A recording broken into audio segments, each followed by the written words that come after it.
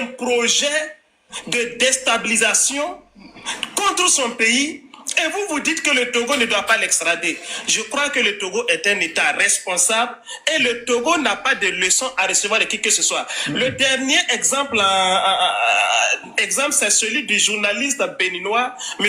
Komlan, qui quitte le Bénin, qui est au Togo en tant que réfugié et qui a été invité par le ministère, je crois, de la communication en Côte d'Ivoire. C'est tout un ministère qui l'a invité en Côte d'Ivoire pour un panel. Et le ministre porte-parole du gouvernement parle d'environ 47 invités lors de cette activité-là.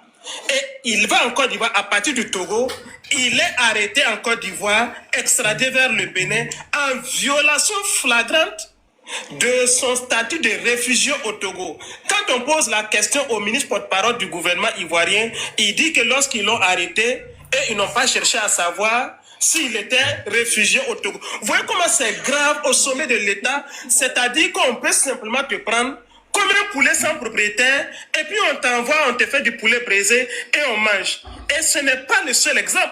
On voit le cas du député malien qui est en transit en Côte d'Ivoire pour une destination. Il est arrêté à l'aéroport, gardé pendant plusieurs mois. On vient de le juger et il est condamné à 5 ans de prison ferme. Je crois qu'aujourd'hui, nous n'avons pas de leçons à recevoir de ces mange-mille qui, comme je l'ai dit, et début des insanités sur des médias, encore une fois, dont la seule ligne éditoriale, c'est la haine contre le Burkina Faso.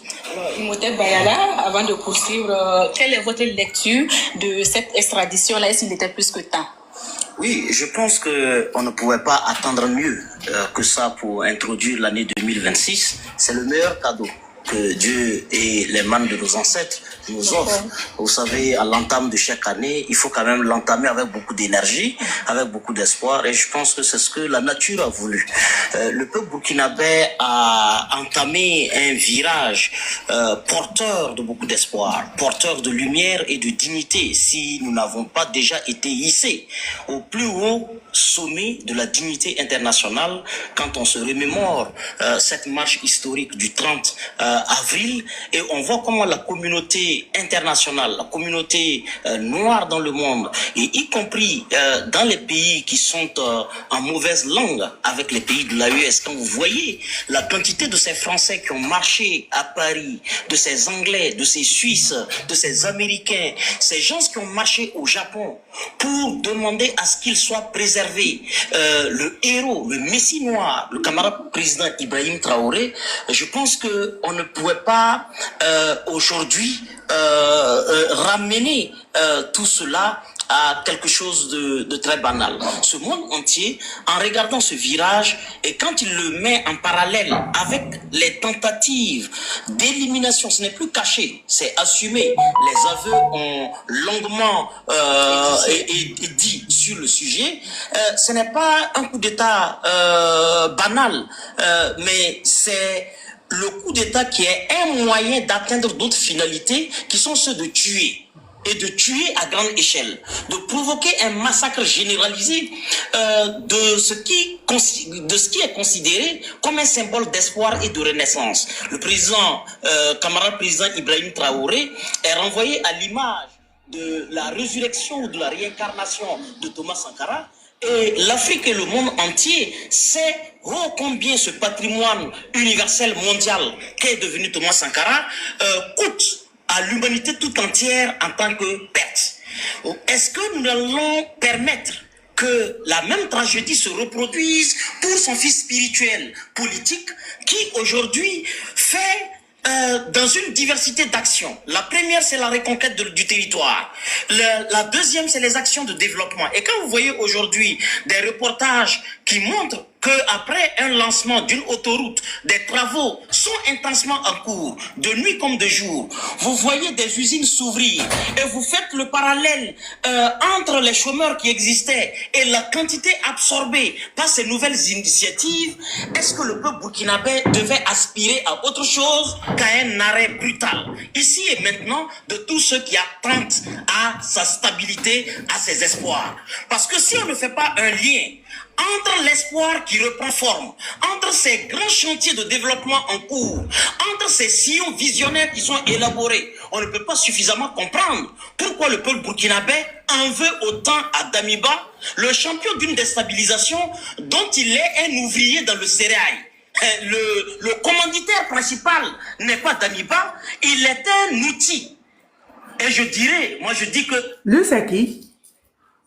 C'est Imhotep Bayala. Lui, il est président d'un mouvement. Il parle bon français, dès.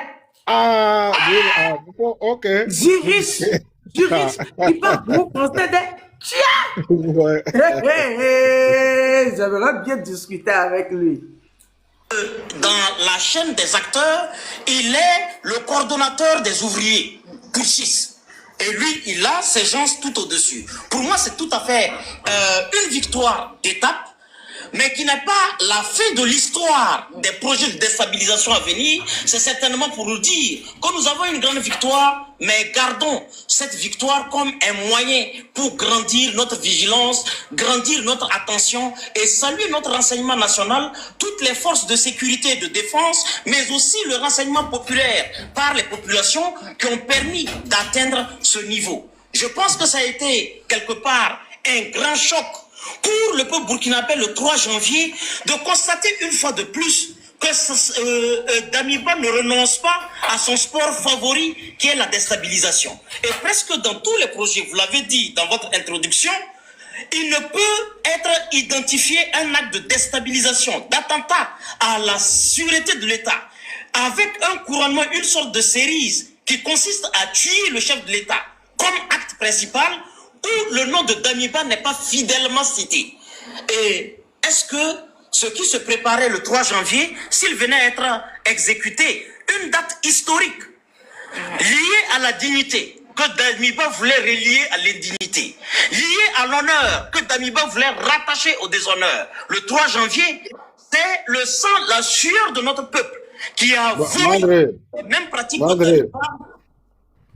Voilà, quand il parle de 3 janvier, là, et pour tous les Burkinabés, on se rappelle que le 3 janvier, c'est une date historique aussi pour le Burkina Faso, et le 3 janvier 66. Voilà. Rappelle-nous, parce que moi, je ne savais même pas. C'est lui qui a dit. Donc, le 3 janvier 66, le premier soulèvement populaire au Burkina Faso, en Haute-Volta, qui a fait partie le premier président Maurice Yamiogo. Donc, voilà. C'était le 3 janvier pour Maurice Yamiogo. C'est ça? Oui, je ne connaissais pas la date. C'est ça, le 3 janvier 66. Voilà. Donc, ils ont fait exprès de choisir cette date. Voilà, cette date-là n'a pas été choisie par hasard. Voilà. Ouais. Donc, bon, j'ai pas envie de dire, mais bon. Ok, on y va. Il a les esprits tordus dans sa tête, hein. Ouais. Attends. Voilà, quelqu'un dit le premier soulèvement. Non, ça, c'était pas le premier soulèvement en Afrique. Le premier soulèvement aussi, voilà, une révolte qui est due à une révolte, et c'est au Burkina Faso aussi, en Haute-Volta, dans la région des Banwa, et la révolte des Bois. Et voilà, c'est dû aux femmes. C'est les femmes qui ont été, en tout cas, l'initiatrice de cette révolte-là. On écoute un truc sur Damiba, là. Donc, voilà, peut-être qu'après, on peut venir sur cette révolte. Faudrait que je trouve des livres. Si tu trouves des livres là-dessus, il faudrait m'envoyer pour que je puisse lire. Ok. Il y a une émission aussi sur ça. Je vais te partager ça après. La révolte, oui. La révolte Bani Volta. Bani Volta. Oui. D'accord. Ça me fera plaisir de lire ça. Il nous reste 1 heure, on a le temps. Oui, elle a refusé de donner le encore comme chef d'État. Ce que nous pouvons retenir, c'est que Damiba avait un rêve lui-même. Ce n'était pas uniquement le peuple burkinabé qui voulait que Damiba revienne dans son pays. Il a lui-même dit lors d'une émission avec Alain Foucault que l'un de ses plus grands rêves, c'était de revenir dans son pays. Enfin, il est revenu. Pas comme président, mais comme prisonnier. En tout cas, en attendant que les conclusions judiciaires puissent bien nous situer. Ok, vous faites bien de l'évoquer. Maître Gitenga, Damiba est là. Est-ce que les procédures ont été respectées en matière d'extradition? Quand on sait que le droit international interdit d'extrader un exilé sur des mobiles politiques. Alors, peut-être qu'il faut commencer par là où vous avez terminé. Est-ce que c'est pour des mobiles politiques? Je pense que en matière d'extradition, en matière d'entraide judiciaire, il y a beaucoup de conventions qui existent qui permettent justement aux États de s'entraider pour arrêter ceux à qui il a été reproché des infractions afin que ceux-ci puissent répondre de leurs actes.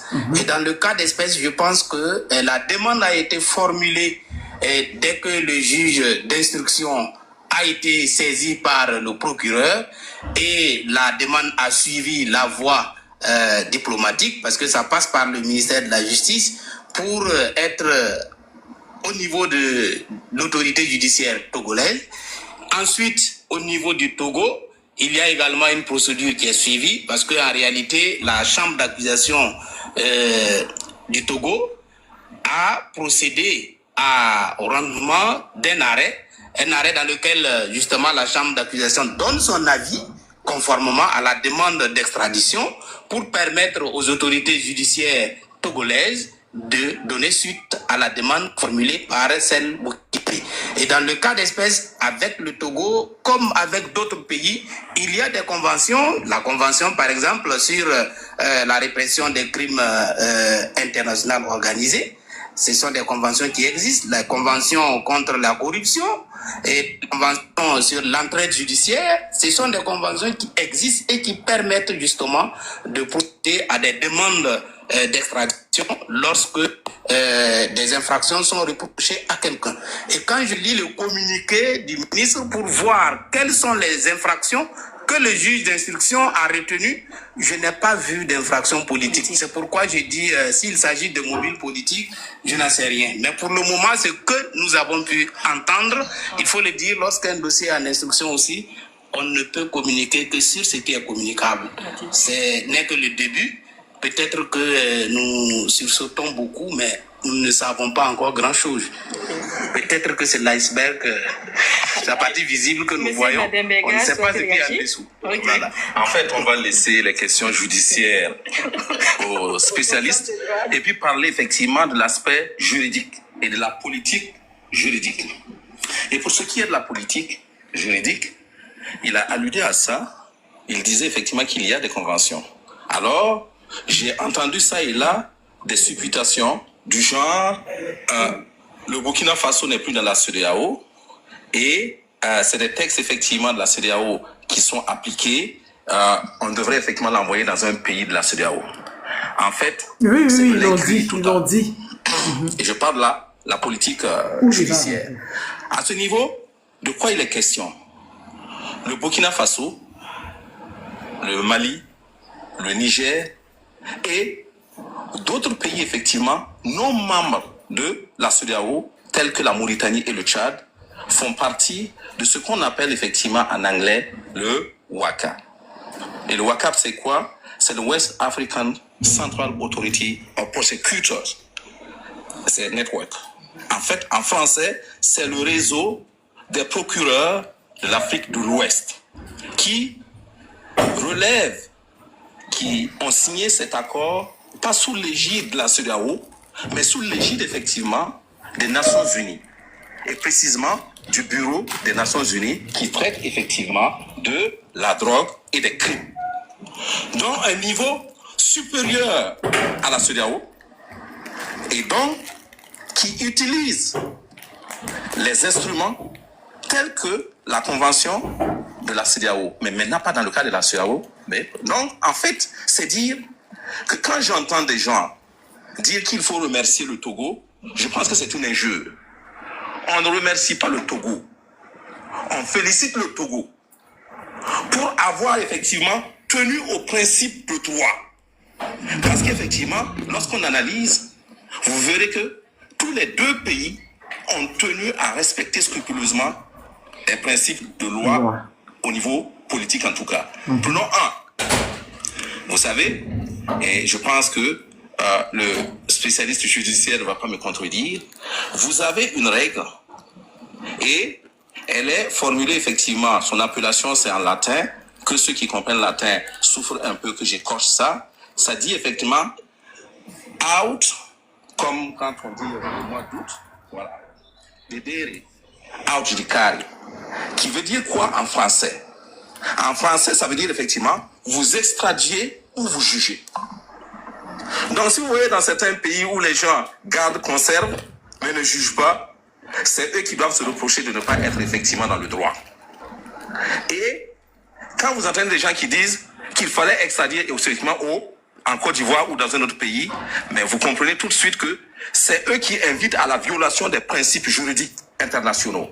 Parce que si pour des raisons ou une autre, le Togo décidait de ne pas l'envoyer, l'extrader, ils allaient le juger. Mais puisque c'est une obligation. Maintenant, il faut qu'on ajoute aussi une chose. Puisqu'on parlait effectivement des motifs des griefs qui lui sont reprochés. En fait, pour ce qui est des griefs qui lui sont reprochés, il faut effectivement que les gens saluent une fois de plus, d'abord, l'option de la judicialisation, mais du respect à chacune des étapes, tant au Burkina Faso qu'au Togo, de la procédure. Pourquoi je dis ça? Au niveau effectivement du Burkina Faso, le procureur a été saisi par ce qu'on appelle une dénonciation. Ok. Et la dénonciation disait quoi? Puisque c'est des choses juridiques, il faut qu'on en lise pour ne pas sauter effectivement quelque chose. Hein. La dénonciation, c'était quoi? Des actes préparatoires d'atteinte à la sûreté de l'État. Du détournement de deniers publics. L'incitation à la commission d'infraction de blanchiment de capitaux. Et Détournement des deniers publics, la voie du Sahel, c'est les 75 millions d'alcool là. C'est pas ça seulement, c'est tout ça là, ça est dedans. C'est que Damiba a gaspillé là. Non, c'est en 8 mois là, on peut pas dire. C'est vraiment comme on dit, un crime économique là. C'est que non, Damiba, franchement, il a pillé le pays. En 8 mois là. Je t'assure là. C'est pour ça qu'il a mis son ami à la tête de la Sonabi et à la tête de la Lonabé. Parce que ce sont des services qui génèrent beaucoup d'argent. Tu as vu quand les IB là ont pris le pouvoir, là, la Sonabi, là, ils ont économisé près de 500 milliards en subventionnant encore le carburant. Et pourtant, le carburant était subventionné sous ces gens-là. Donc tout ça, là, ça rentrait où? C'est à cause de ça, lors d'une tentative là, je sais pas, il y a quelqu'un qui était chargé de s'occuper des drones pour le Djali ciblé de nos autorités là. Il s'appelait Joanie. Du commandant de la barque de Joanie. Je crois que c'est celui qui a volé les 3 millions là. C'est lui qui était chargé de ça. Non, c'est pas ça. Ça, c'est depuis la tentative de Kinda là. La tentative de Kinda là. Voilà. Donc lui, son nom est cité là-bas, Joanie. Lui, c'est un militaire. Donc c'est pour ça, à cause de l'ONAB, à cause qu'ils ont voulu mettre Boumouni à l'ONAB là. C'est ça. Voilà, parce qu'il faut leur gars là-bas pour gaspiller l'argent. Damiba faisait sortir l'argent à la l'ONAB là avec SMS seulement. Damiba, on y va. Je t'assure là, on continue. Le procureur a fait, il a demandé effectivement au juge d'instruction, écoute, tu considères ça, et moi je souhaite effectivement 2 choses plus 1 point. Les 2 choses c'est quoi? Ouvre une information judiciaire. La deuxième chose c'est quoi? Je veux être sûr que tu fais effectivement une demande d'extradition. Et troisièmement, il lui indique qu'il y a effectivement des procédures internationales à quoi il faut s'adosser. Il faut adosser effectivement ces démarches. Et c'est ce de quoi effectivement on vient de parler tout de suite. Et puis, le juge d'instruction à son tour, qu'est-ce qu'il fait? Il fait quoi? Il ouvre effectivement l'information judiciaire. Et quand il ouvre l'information judiciaire, c'est par rapport à quel reproche? Il dit maintenant, ok, il y a des détournements criminels, parce que lui, il est habilité maintenant à caractériser. Il dit effectivement qu'il y a des détournements criminels de deniers publics, l'enrichissement illicite criminel et corruption, et puis l'incitation à la commission de délits et crimes, le recel aggravé, le blanchiment de capitaux, et puis un complot de déstabilisation incluant un projet d'assassinat contre le capitaine Ibrahim Traoré. Et maintenant, tout ceci va au Togo. Le Togo, comme l'a expliqué effectivement l'avocat, examine en suivant effectivement toutes les procédures légales et exclut. Justement, Exclut. le Togo s'est contenté des crimes du grand commerce des sommes. Ils ont considéré l'ensemble, sauf effectivement le complot de déstabilisation incluant l'assassinat du chef avec le de droit l'État. international. Quoique, si vous allez effectivement sur les accords dont je vous parle, ce qui est simplement exclu, c'est des choses comme par exemple la discrimination, si c'est sur des bases raciales, religieuses, etc. Et voilà. Et puis si c'est politique, ou alors si c'est militaire, etc. Mais l'assassinat du chef de l'État est dedans. Mais comme ici, il s'agit effectivement d'une tentative, peut-être que c'est pour cela. Donc, ça veut dire qu'ils ont confirmé cela. Mais il faut préciser aussi une chose. Et là encore, il y a une règle qu'on appelle effectivement la règle de spécialité. Et que dit la règle de spécialité? La règle de spécialité dit, parce que les gens se posent la question de savoir, oui, quand il va venir, est-ce qu'effectivement, si on trouve d'autres motifs à ajouter au cours de l'instruction, est-ce qu'on ne peut pas l'ajouter? C'est délicat, mais c'est faisable, si on s'appuie effectivement sur la règle de la spécialité. Non, je précise la règle de la spécialité. D'accord, ok. La règle de la spécialité dit qu'on doit s'en tenir en poursuivant aux motifs qui ont été approuvés lors effectivement de l'extradition. Mais, comme il y a toujours une exception, le pays peut faire une requête encore au Togo. Et si le Togo approuve, on l'ajoute. Voilà ce que je voulais préciser. Ok, alors, Imhotep, est-ce qu'on peut dire que Damiba était devenu un peu encombrant pour son pays hôte au regard de ses agissements et il semblerait que le Togo l'a même interpellé? Oui, en tout cas, j'avoue qu'avoir un hôte ou un visiteur aussi turbulent que Damiba n'est souhaitable dans un pays.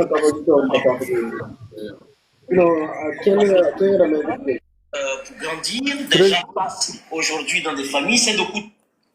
Oui, dis-moi la voix du Seigneur. Non, je voulais lui dire de fermer son micro, quoi. Donc, vas-y. Son micro est ouvert. On dit le visiteur le plus turbulent. Ça, c'est ça. On écoute. De recevoir un visiteur. Et le visiteur, dans l'imaginaire collectif africain socioculturel, le visiteur ou l'étranger est toujours associé à un messager de Dieu. Sauf que Damiba semble être envoyé par l'autre camp.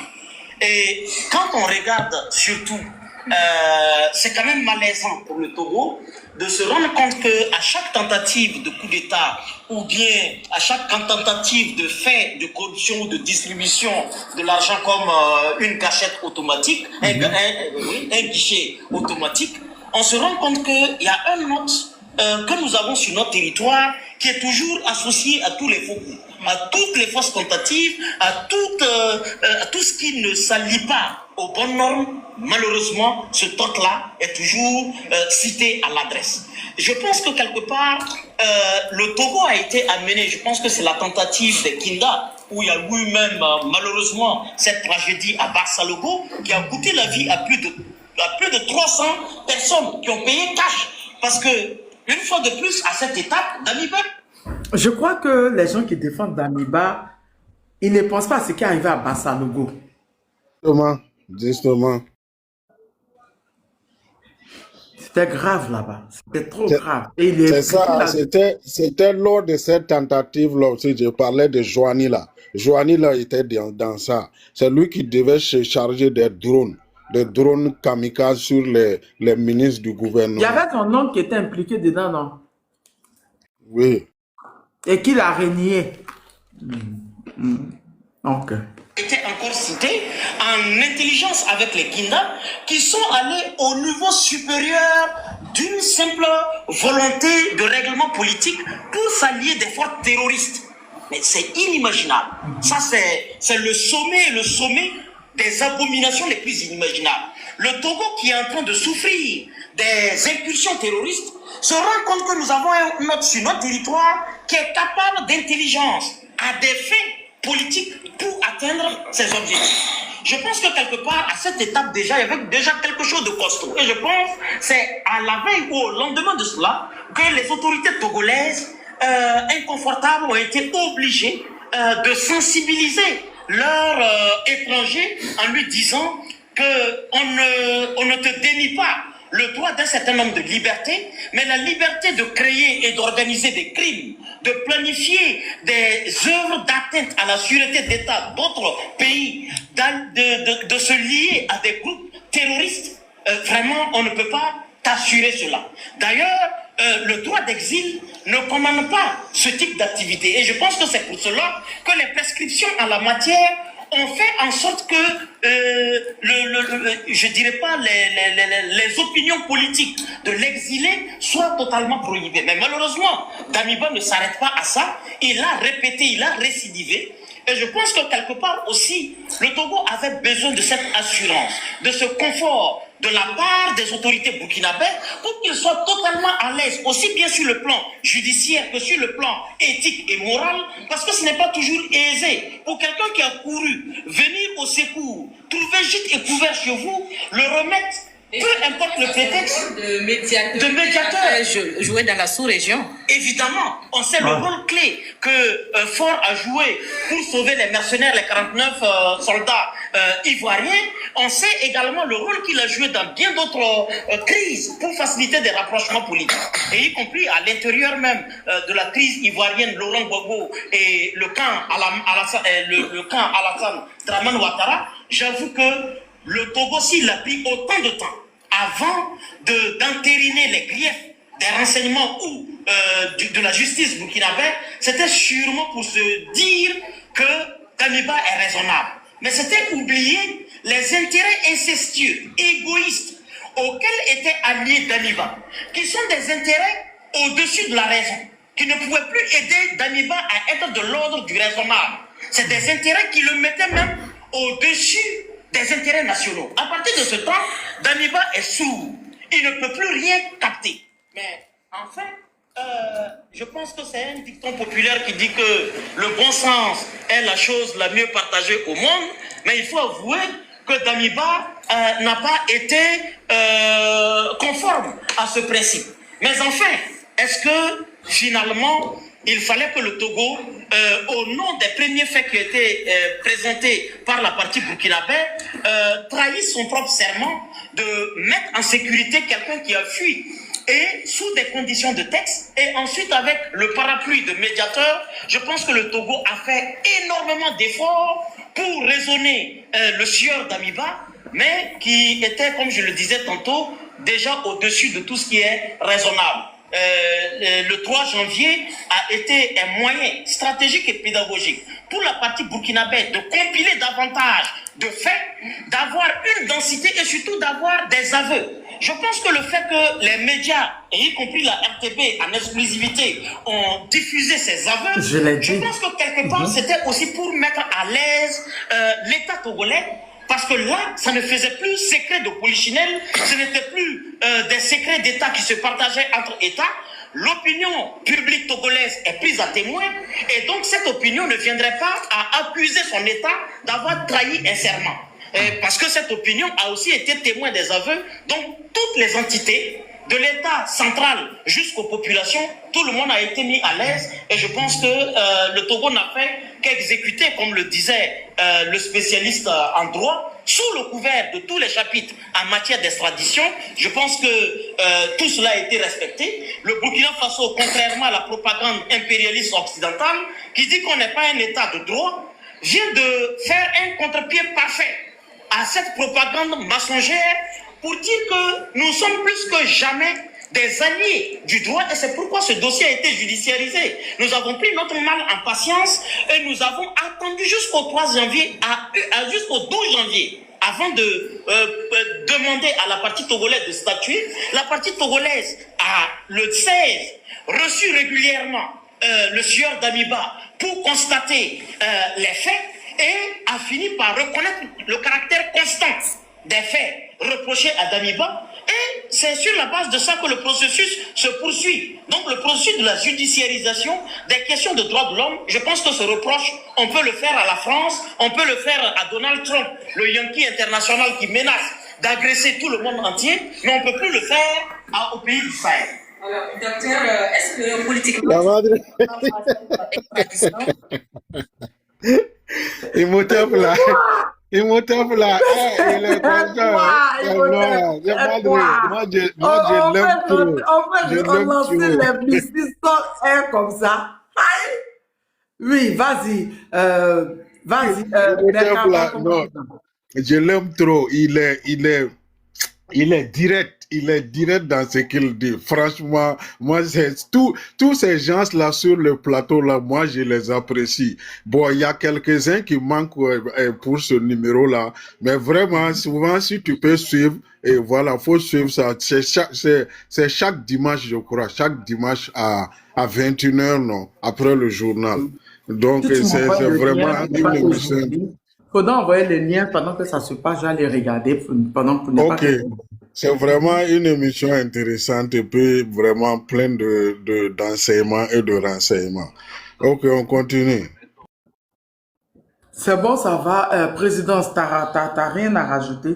On va écouter encore 10 minutes et puis on va essayer de donner notre avis globalement. D'accord?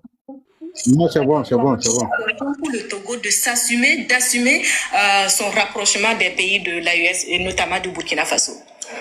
Oui, ça peut être lu dans ce sens-là, à savoir que le Togo, je crois que je l'avais dit à demi-mot, le Togo s'assume pleinement et le Togo veut à travers cet acte-là, et surtout, comme disait tout à l'heure Bayala, surtout pour les preuves qui ont été mises certainement à la disposition de l'État togolais, le Togo ne voulait pas se rendre complice, ne voulait pas servir de base arrière pour déstabiliser. L'émission s'est passée hier. C'est pas ce que je disais depuis le début. C'est pas ce que moi je disais depuis le début. Le Togo n'a pas envie d'être appelé, mais envie d'être la base arrière pour déstabiliser le Burkina. C'est ce que je dis depuis. Effectivement. C'est ce que moi je disais depuis. Le Togo n'a pas envie d'être appelé, mais n'a pas envie d'être la base arrière pour déstabiliser le Burkina. On y va. Un pays comme le Burkina Faso, qui est un pays frère et un pays avec lequel nous avons ils ont de très bonnes relations. Donc, effectivement, en le faisant, ça conforte la position selon laquelle le Togo est un grand pays, est un allié dans la lutte contre le terrorisme, mais aussi dans le projet assez vaste de l'AES, à savoir asseoir une souveraineté totale. Je vais aussi dire que tout à l'heure, Bayala le disait, il y a cette propagande impérialiste relayée par des médias mensonges, comme le dit le capitaine Ibrahim Traoré, qui tend à présenter le Burkina Faso comme un pays où il n'y a pas d'exception, un pays où il n'y a pas de liberté d'expression, où il n'y a pas de droit. Faisons un bond dans l'histoire. Le 19 septembre 1989,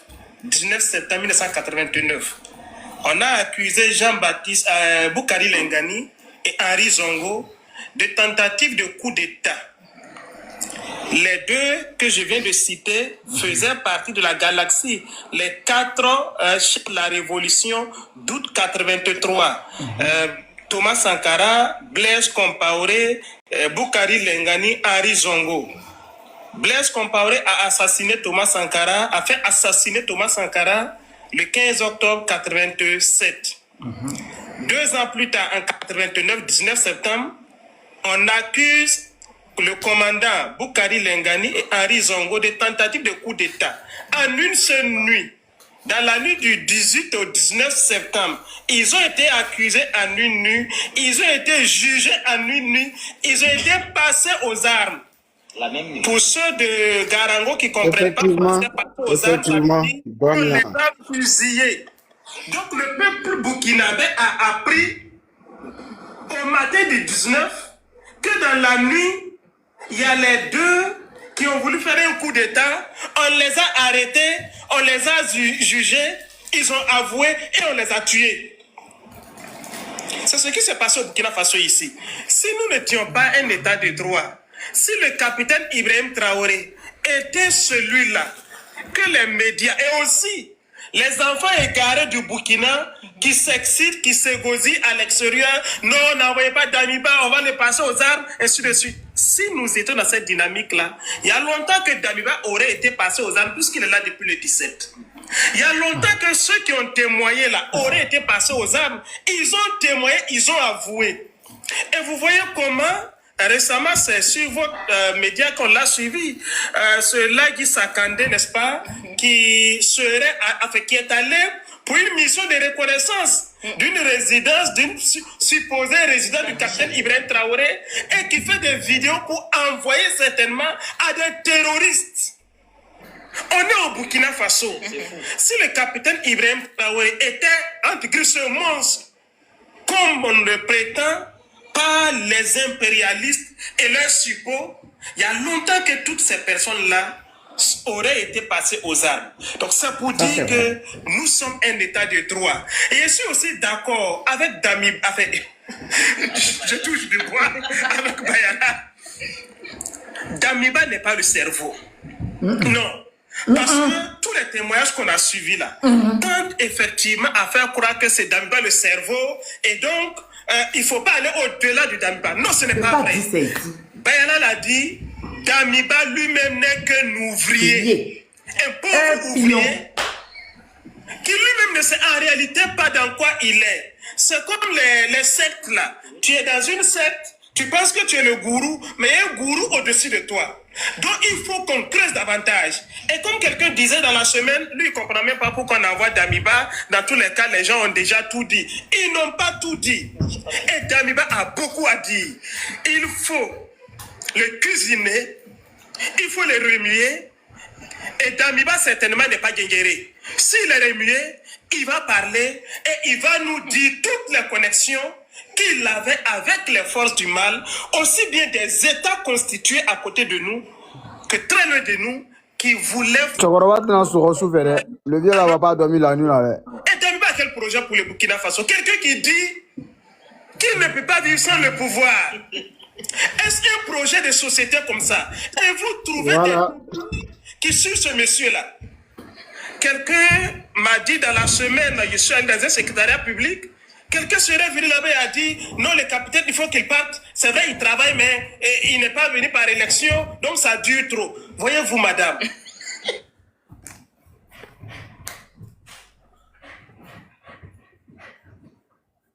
Damiba dit qu'il ne peut pas vivre sans le pouvoir.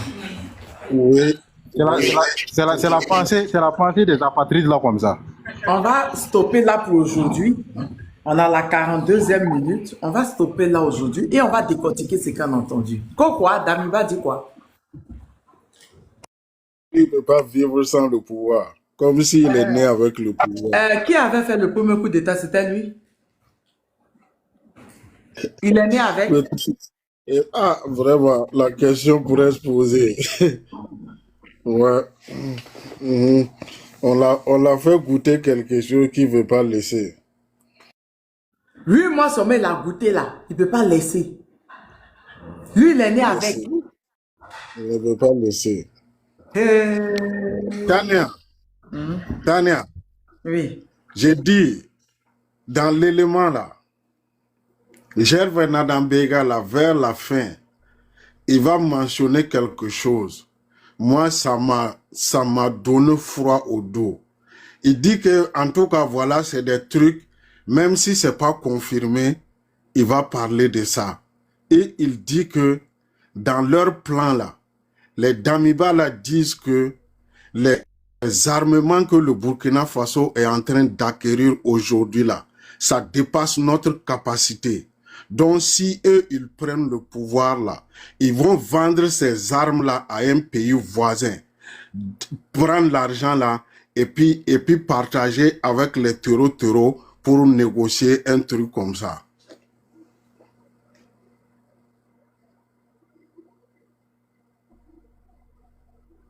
Est-ce que, est-ce que ça là, c'est pour ça, tu comprends pourquoi, dans leur intention, ils avaient en répéter, plan les gens sont te dit de répète.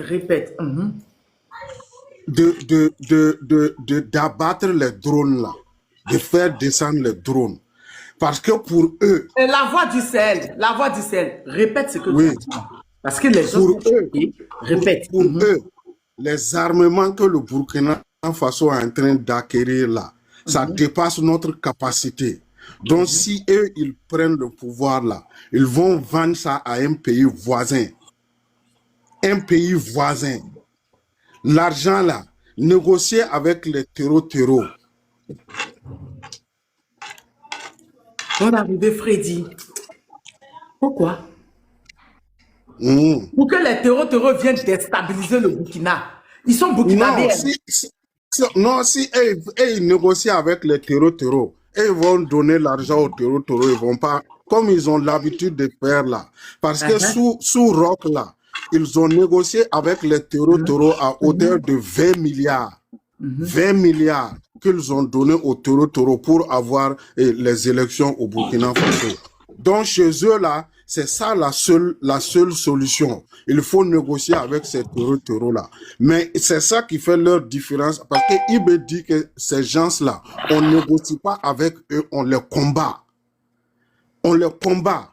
Parce que quand tu te mets dans la mesure de négocier avec eux là, ils te mettent en position de faiblesse. Ils croient que non, ils sont au-dessus. Donc ils te poussent à des consensus, à des compromis. On ne fait pas de compromis avec des bandits. Ou bien, on ne fait pas faire de compromis avec des bandits, il faut les combattre. Il n'y a pas de compromis. Il n'y a pas à dire que non, on va négocier pour que vous participez à quoi que ce soit. Si tu veux, dépose les armes, tu reviens à la République. Si on va te juger là, tu vas faire face à la justice là, ça n'engage que le gouvernement. Mais à part ça là, il n'y a pas autre chose à dire qu'on va négocier avec un quelconque groupe armé pour que non, il y a des compromis, ils vont rentrer dans le gouvernement ou bien on va les céder ça. Non, nous on dit non, on ne veut pas ça. Et pourtant, mais c'est à quel pays voisin devait aller vendre ces armes là? C'est à quel pays on n'a pas dit le nom. Et puis il y a élément de l'ambassadeur Kekewe. L'ambassadeur Kekewe là, tu le connais non? C'est un Togolais non? Ou bien c'est béninois. Voilà. Donc lui aussi, j'ai vu sur leur plateau, voilà, il dit que dans les plans de Damiba disait que s'il venait au pouvoir cette fois-ci là, il allait céder Sendou à Dradra. Mais ouais. Non, c'est faux. C'est faux. Quelqu'un a dit ça. Maman Tania, il a publié l'élément sur mon profil. C'était tout le Grand Ouest même. Attends, tout le Grand Ouest. Maman Tania, oui. Il faut aller regarder sur mon profil. L'élément est là. Il faut aller regarder sur mon profil. L'élément est là. Dernier élément là. Il faut regarder ça. Ce qu'il a dit, c'est vrai.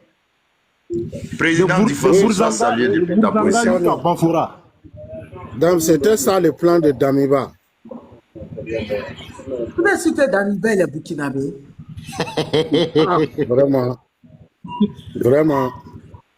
C'est pour ça les gens doivent chercher à comprendre pourquoi les Burkinabés sont remontés contre Damiba, vu ce qui le poste que Damiba a occupé au Burkina Faso et à voir, c'est lui qui est aujourd'hui l'ennemi principal, l'ennemi attitré du Burkina Faso, sur qui les impérialistes veulent passer pour en tout cas atteindre leur objectif. C'est vraiment piteux, comme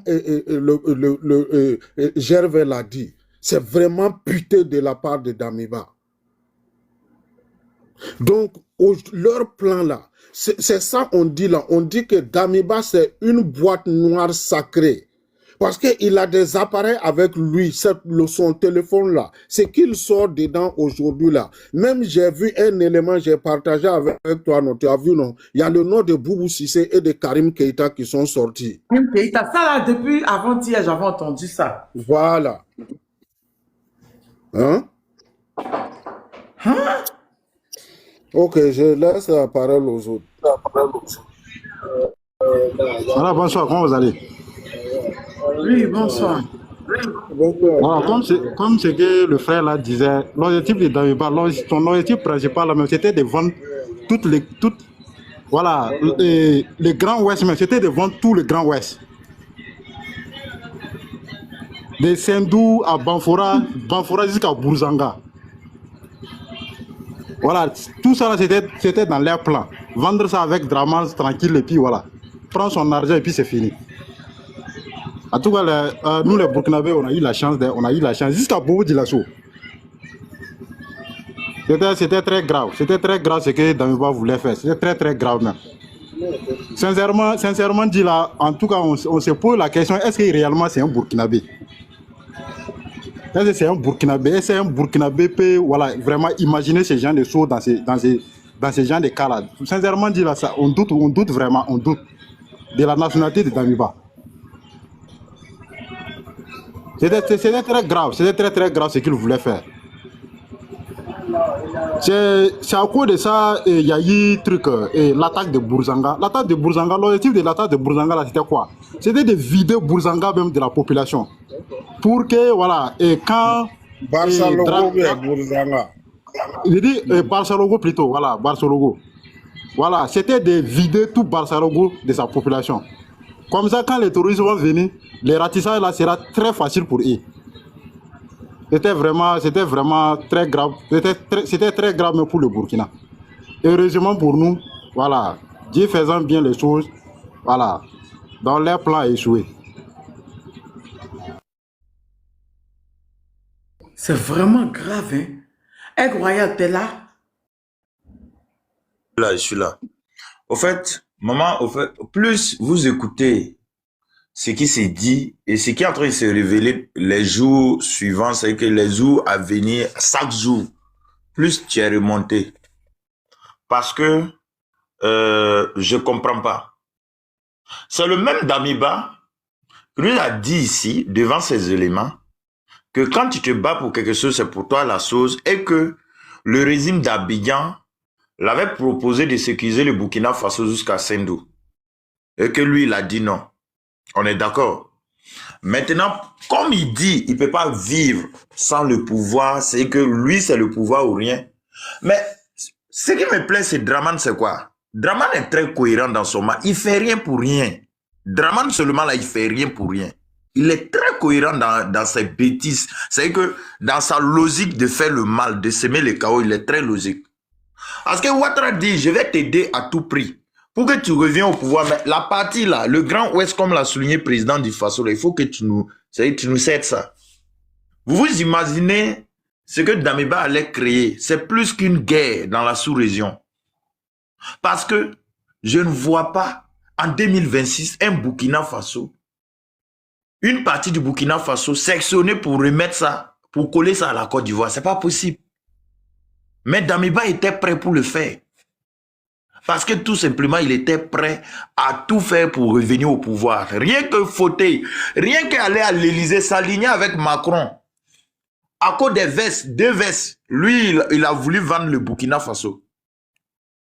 Voici des personnes qui ont, c'est-à-dire qui ont l'ambition de venir diriger le pays. Et voici les vrais esprits, voici les vraies natures. Et là, si le président du Faso n'était pas intelligent et ne les avait pas laissé le temps, on n'allait pas découvrir en réalité la vraie personne et le vrai personnage de Damiba. Non, on n'allait pas les découvrir. Et actuellement, c'est que ils seront sur la toile depuis l'année passée. Oui, s'il était vite arrêté pour dire non, oui, voilà, c'est un héros, c'était l'homme parfait, mais on l'a arrêté. Tu t'imagines des personnes qui veulent venir au pouvoir et qui ont pour vision de vendre les armes à qui? Maman, s'ils ont pu vendre les armes pour dire non, on va négocier avec les terreaux, ces autoroutes là, ils vont laisser, ça va terminer. Autoroute de construction. Parce qu'Ibrahim Traoré a dit aujourd'hui lors de... Delta, s'il te plaît. Parce qu'Ibrahim Traoré a dit aujourd'hui lors de montée des couleurs, il dit lorsqu'ils ont approché des structures, c'est-à-dire qu'ils étaient habilités à faire...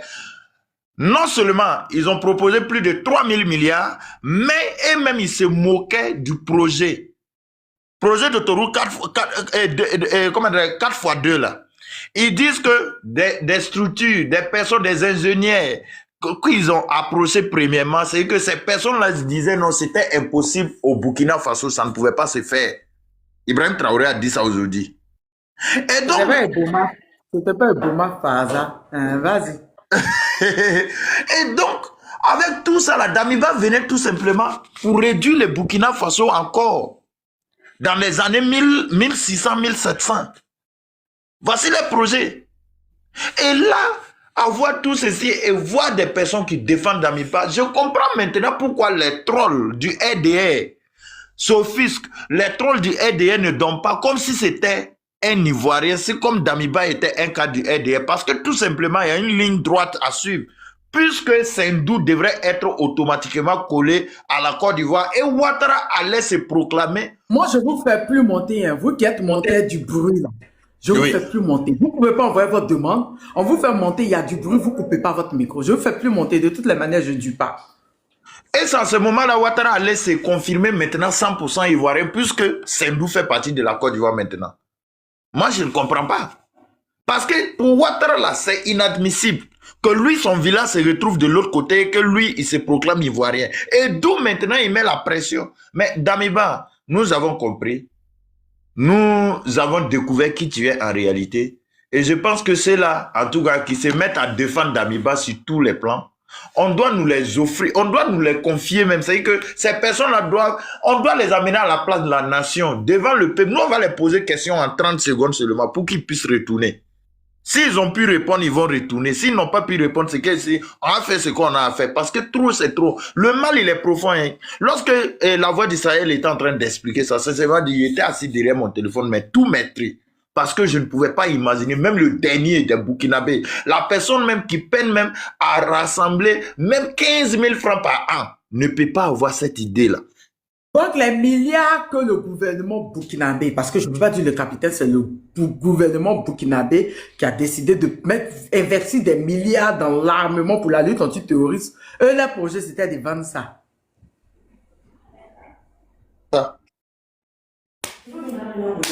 Un pays voisin.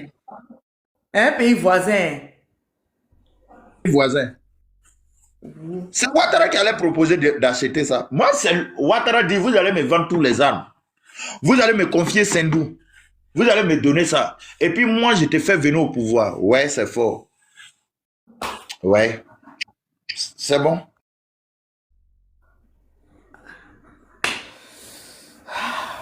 For sure.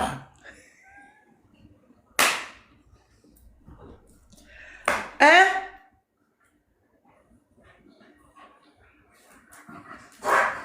Maman Tania, attends, je vais ajouter ça en 30 secondes. Tu es étonné pourquoi? Lorsque Ouattara dit en 1990 ou bien en 91 que la Côte d'Ivoire s'étendait jusqu'à Bobo Dioulasso, que demandait à Lagbé, que son frère Lagbé, que les frontières actuelles de la Côte d'Ivoire n'ont jamais été les frontières initiales et que la Côte d'Ivoire s'étendait jusqu'à Bobo Dioulasso. C'est pas le même esprit. Le même esprit, c'est que... Bon, je sais pas. Bon, c'est bon. C'est parce que je vais pas trop parler.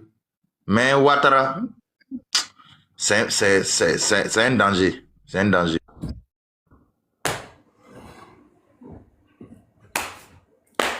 Africa, bonsoir. Bonsoir, Tania. Ça fait un bail. J'espère que vous allez bien. Je vais bien. Merci pour ce panel. Comme d'habitude, tu as l'habitude de le faire. Je te suis souvent, mais c'est souvent difficile de pouvoir entrer en ligne. Alors, moi, d'abord, félicitations pour tout ce que vous faites, hein, parce que je vous suis toi, Amelda, Dani et les autres. Sincèrement, d'abord, je tiens à féliciter encore les autorités burkinabées pour pouvoir appréhender, pour ne pas dire exiger le retour de ce... Est-ce que c'est je ne sais pas si c'est un burkinabé, je ne sais pas si on peut l'appeler burkinabé, hein, monsieur Damiba, parce que un citoyen sérieux ne peut pas se comporter ainsi avec son propre pays. À moins qu'il est burkinabé de nom, mais dans le fond, il n'est pas burkinabé. Sinon, un vrai burkinabé ne se comporte pas comme ça. Des hommes intègres, c'est pas possible. Alors, moi, je pense que ceux qui pensent que le gouvernement de transition burkinabé est en train de faire ce qu'on appelle une vengeance, non. Le gouvernement burkinabé ne fait pas de vengeance, c'est pas possible. C'est-à-dire, c'est une justice et non une vengeance. Pour le Burkina, l'enjeu dépasse la personne de Damiba. Il s'agit de démontrer que la lutte contre le terrorisme ne peut tolérer ni ambiguïté, ni double jeu, ni compromission. Donc, moi, je pense que je fais confiance à la justice militaire qui devrait établir les faits, les responsabilités et les intentions dans le respect du droit. C'est ça qu'ils sont en train de faire, afin d'éviter que la vérité ne soit confisquée par les extrêmes ou instrumentalisée politiquement. Donc, et puis aussi, ce que le gouvernement burkinabé est en train de faire, pour moi, c'est un test pour une Afrique souveraine.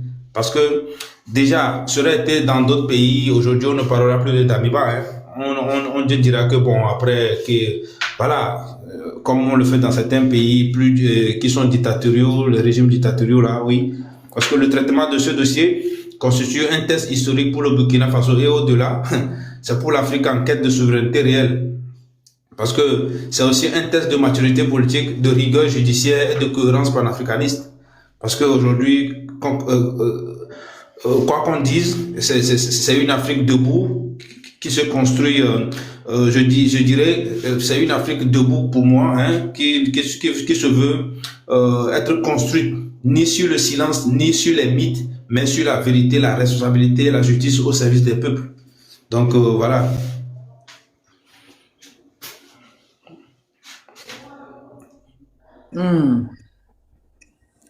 Merci, monsieur Africa. L'Europe est là. Maman Dania. Bonsoir tout le monde. Bonsoir. Maman Dania, attends, c'est quoi je viens d'attendre là? C'était échange quoi, c'est-à-dire le pouvoir contre le Sendou. C'était ça, c'est ça? Et prendre les armes, tous les armes que le capitaine a payées là, pour aller revendre dans un pays voisin et négocier maintenant avec les terreaux. C'est ça le son. Le son est doux. Tania, j'ai dit ici au mouton. Damiba, tu es mauvais. C'est-à-dire que l'argent des Burkinabés économise, c'est-à-dire même quand tu payes l'électricité, il coupe. Quand tu payes l'électricité, le gouvernement prend pour l'effort de guerre ou bien le truc dans la participation, l'eau, tout et tout. Dans tout ce qu'on paye, il y a la diaspora qui envoie les participations, il y a le peuple qui cotise. Et toi, tu veux prendre cet argent-là. Tu veux prendre cet armement que le peuple burkinabé a payé pour partir. Donc, Tania, c'est-à-dire, lui, il voulait prendre une partie de Burkina à l'échange du pouvoir de Damiba, c'est ça? Que lui veut revenir forcément au pouvoir, qui ne peut pas vivre sans le pouvoir. Sans le pouvoir, maintenant... Ouattara lui donne maintenant la promesse de lui donner le pouvoir, mais en condition, c'est ça. C'est-à-dire, il y a des conditions pour que lui revienne au pouvoir. Et quand il va prendre le pouvoir, maintenant, il va se débarrasser de tous ces équipements militaires que le Burkina a achetés. Vous voyez la triste réalité. Aigle Royal, je vous avais prévenu ici, j'ai dit au mouton qu'il n'y a pas quelque chose qui fait mal à Ouattara que d'insulter le Burkina Faso. Les gens pensaient que c'était de l'amusement. Ouattara, Tania, ce monsieur-là aime le Burkina plus que tout le monde. Il aime le Burkina plus que le capitaine Ibrahim Traoré. C'est-à-dire, son affaire de Sendou, là. Ouattara, il n'a pas envie de mourir sans récupérer Sendou. J'avais dit ici au bout. C'est que le capitaine Ibrahim Traoré en train de faire, ça lui fait mal, au fait. Très mal. Bonsoir à tout le monde. Bonsoir. C'est pour ça qu'il a envoyé. C'est que son groupe là qui insulte. Ouais. C'est que son groupe là qui insulte, on s'en fout de poste de ministre à Djoumani. Si j'avais pas parlé, est-ce que vous lui avez donné poste? Allez là-bas, ton nounou. Si moi j'avais pas fait ma vidéo, vous allez lui donner le poste là. Foucan là-bas. Ouais, Tania. C'est fort. Mais Damiba, c'est un animal. Moi, j'ai fait une vidéo pour me moquer d'Adjoumani. Ils ont vu, ils ont eu honte, ils ont donné un poste à Adjoumani aujourd'hui. Moi, on venait dire que oui, et deux excuses, ils ont donné un poste à Adjoumani. Vous avez voulu donner, pourquoi vous n'avez pas donné un poste à Bitoko? Fallait donner un poste aussi à Bitoko. Vous n'avez pas donné de poste à Bitoko. Pourquoi c'est Adjoumani? C'est parce que moi, ma vidéo sur Bitoko n'est pas arrivée à 100 000 vues. Mais ma vidéo sur Adjoumani, c'est parti après c'est 400 000 vues. Donc, le RDF, vous me suivez, hein? Allô, vous êtes là? Allô? Allô? Vous avez donné un poste à Djoudjou. Vous avez donné un poste à Djoudjou à cause de ma vidéo. Mais pour Bitoko, donnez un poste à Bitoko. Bitoko, mon combat. Demain, il a fait vidéo pour Bitoko. Vas-y, Roby. Non, c'est fort, c'est fort, c'est fort, c'est fort, c'est fort. L'homme noir ne finira jamais de nous étonner. Damiba, ce monsieur-là, je ne sais pas comment le qualifier. Un vrai maudit. Un maudit. Non, Tania, il est plus que maudit. Danny même m'a envoyé. Danny a dit, il a fait même la vidéo où il dit le Burkina et le Mali sont passés combien, quel lien dans la sous-région en matière d'armement. Ça ne les plaît pas. Non. Oui, Danny a fait la vidéo. Mais ça ne les plaît pas. Mais Tania, tu sais, tout ça là, c'est demandé par la France. Hein. Ne vous trompez pas. Hein. Exactement. C'est la France qui demande ça à Ouattara. Et Ouattara cherche maintenant solution. Comment faire débarrasser le Burkina Faso de tous ces armements. Tania, est-ce que vous savez qu'ils ont fait ça au Mali? Quand ils ont fait coup d'état à Modibo Keïta, quand Modibo Keïta est tombé là, ils ont tout fait pour débarrasser le Mali de tous ces équipements militaires. Soit disant que non, la démocratie n'a pas besoin des armements. Hein? C'est-à-dire, Tania, ils ont vendu les armes, ils ont brûlé d'autres. La France a déporté d'autres. Ils ont brûlé. Pendant que Macron même en train de pleurer, en train de restreindre le budget de la France pour payer armement. Exactement. C'est-à-dire que... Tania, souvent, moi, je m'assois, je regarde le cerveau de ces gens-là qui sont sur le continent africain, que soit, disant, on les appelle les gouvernements. Allez, mais écoutez la vidéo de Patrice Talon que j'ai fait collade avec la vidéo de Macron.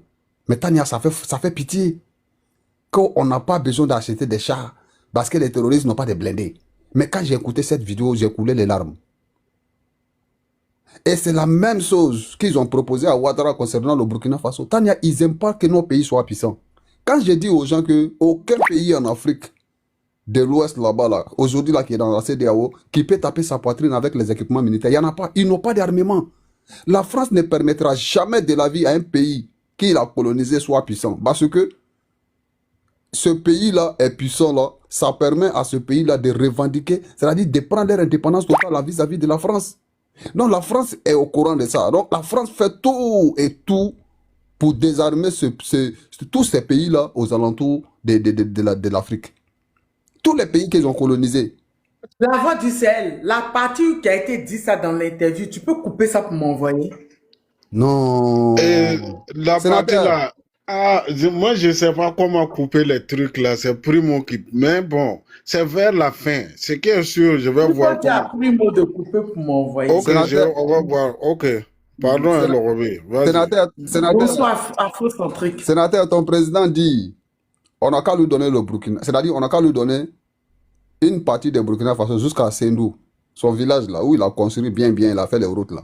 Ouattara demande à Damiba, je vais t'aider à venir au pouvoir, mais en condition que quand tu vas venir au pouvoir, tu vas nous donner Sendou. On va ajouter ça sur la Côte d'Ivoire. Damiba était d'accord. Hein? Non, mais c'est fort. Damiba était d'accord. Donner une partie de Burkina Faso à la Côte d'Ivoire.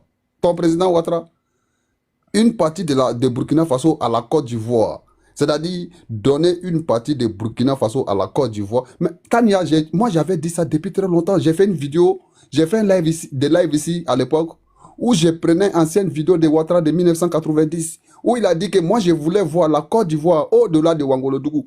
J'ai dit que ce monsieur-là, son ambition là, c'est de prendre le Burkina Faso par sur la Côte d'Ivoire. Je me rappelle, on a fait live ici, et on prenait cette vidéo-là, on jouait cette vidéo-là pour montrer l'ambition de Ouattara aux yeux du monde entier. Qu'est-ce qu'il pensait quand il va devenir président là? Parce que Ouattara, il a dit en 90, nous voulons voir la Côte d'Ivoire au-delà de Ouagadougou. Avant, la Côte d'Ivoire s'étendait jusqu'à Ouaga, jusqu'à Bobo Dioulasso. Tous ces pays, toutes ces familles-là ont fait des va-et-vient entre ces deux pays. Sans quel moment nous allons comprendre ça? L'Union européenne vient de nous montrer l'exemple. Ouattara, son affaire de Burkinabé, là, il n'aime pas. Donc, c'est-à-dire un renégat, c'est-à-dire, donc, si toutes les personnes qui sont originaires d'un autre pays, là, voulaient prendre une partie, c'est-à-dire, voulaient prendre les villages pour ajouter sur la Côte d'Ivoire, mais la Côte d'Ivoire va dépasser les États-Unis. Si tout le monde décide de prendre c'est-à-dire son village pour ajouter sur la Côte d'Ivoire, c'est ça, c'est quelle mentalité ça là? Tu n'assumes pas. Tu dis que tu n'es pas burkinabé, mais il faut laisser le Burkina tranquille, frère. Et jusqu'à vouloir débarrasser le Burkina de son fils digne, comme vous avez fait avec le Thomas Sankara, et le remplacer avec un animal qui va venir vous donner une partie de Burkina Faso. Mais Damiba, tu es méchant. Damiba est méchant. Damiba qui nous a dit ici à l'époque, quelqu'un qui se bat pour quelque chose, c'est pour lui la chose, qu'on les avait demandé de donner Sendou, de laisser côté Sendou là, contrôlé par l'armée ivoirienne, qu'elle lui l'a refusé, parce que Ouattara voulait que l'armée ivoirienne contrôle jusqu'à Sendou. Et que lui il a dit que non, s'il fait ça, Sendou va appartenir à la Côte d'Ivoire. Donc c'est lui qui se bat pour quelque chose, c'est pour lui la chose. Donc si la Côte d'Ivoire, l'armée ivoirienne se battait jusqu'à Sendou là, pour sécuriser Sendou, Sendou allait être côté ivoirien maintenant. Donc Damiba là, l'animal à l'époque quand il était au pouvoir, il nous a dit ça. Que quelqu'un qui se bat pour quelque chose, c'est pour lui la chose. Maintenant, pourquoi tu as quitté le pouvoir et tu reviens encore sur ta décision? Mais c'est pas possible, Damiba. Tu reviens encore, ce qu'on t'avait proposé, tu viens accepter ça parce que toi, tu aimes le pouvoir, tu aimes le champagne. Tu n'aimes plus le treillis. Combien de millions de l'alcool? Et puis il dit qu'il ne peut pas vivre sans le pouvoir. Non, il est né avec. Il y a moins plaisanté comme ça. Quelque chose, les jeunes avaient fait, les gars avaient fait, d'après la voix du CL, président par tirage au sort. On a fait le coup d'état pour te donner, c'est toi maintenant qui veux déjà ces jeunes-là pour répondre. C'est-à-dire que toi, tu peux même pas, un poisseux comme ça. Président par quoi là même là, par tirage au sort. Et jusqu'à tu veux vendre ton pays, tu veux vendre les armes. C'est-à-dire qu'arrivé à ce moment, mais non, mais Damiba, c'est grave ce que tu as fait là. Non, c'est grave. C'est grave. Là, les armes que le peuple burkinabé a payées, ils ont payé en cotisant, en faisant l'effort de guerre. Toi, tu veux prendre ça pour aller vendre un pays voisin et tu as donné Sendou là. Hein? Hey. Maman Tania, Sendou est la seule ville au Burkina Faso où les 6 mètres sont goudronnés. Moi, j'ai été Moi, je vous dis que la haine des pro-Ouattara, la haine des RS de pied au Burkina, là, ça n'a pas de sens. C'est ce que je disais depuis. La haine des RADP, c'est le feu de route qu'on leur a donné. Parce qu'on ne peut pas comprendre que la Côte d'Ivoire a demandé l'extradition. Oui, j'ai pas duré, sinon ils vont me mettre dehors. L'extradition de plusieurs politiciens. Eux-mêmes, ils ont extradé Hugues Sousoukpe et eux-mêmes là, c'est les mêmes là, on leur donne la feuille de route, venir insulter le Burkina pour dire pourquoi le Burkina a extradé Damiba. Et puis ils viennent des personnes qui disent qu'ils sont des journalistes, des personnes qui viennent dire qu'ils sont des docteurs, comme Atu Banga. Arrivé à un certain moment, nous on va croire que RHDP c'est que des maboules, c'est que des cons. Oh, j'allais doucement, on va couper mon live. Mais au fait... Parce que tu ne peux pas comprendre qu'on vous donne une feuille de route pour un truc qui est contraire, vous allez. C'est pour ça que Laurent Gbagbo a toujours dit qu'on t'envoie, il faut savoir t'envoyer. C'est ça qui est là. La détestation du groupe de RADP au Burkina, c'est ce que Ado voulait être. Il voulait être comme le capitaine Ibrahim Traoré, aimé par le peuple ivoirien.